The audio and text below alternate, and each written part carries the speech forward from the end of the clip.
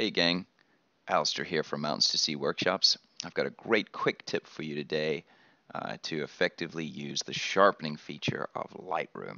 So let's dive right into Lightroom and check it out. So in Lightroom, there is this detail panel that has a bunch of sharpening sliders, and one of them is this masking slider here. But how do we effectively use it? It's kind of a strange beast unless you know this quick tip. So in this image here, which was captured a couple of weeks ago, I've got some really soft, beautiful light coming in and some nice hard edges to sort of contrast that. So I want to sharpen the edges and I want to leave the softness alone and sort of enhance that feature of this image. So if I zoom in here, you can see that there's some detailed noise sort of artifacting in the background there that I definitely do not want to sharpen, which will just enhance that noise. And you can actually see that if I bring the slider to the right, you can see that noise get out of control quickly.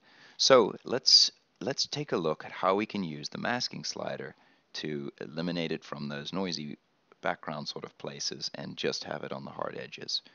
So let's add some sharpening here. I'm just going to add a little bit, somewhere around there for now. And the tip is to hold the Alt or Option key down while using the masking slider. So if I click the masking slider while I'm holding the Alt or Option key, you can see the entire screen go white. And what this is showing you is the mask behind the scenes. White is indicating that the entire image is sharpened. And as I move this to the right, it goes to black in places. And it's finding those edges. And the further and further I go to black, the more of those non-edge areas are masked out. So it's only applying the sharpening in the white areas. And the further I go to just the hardest edges.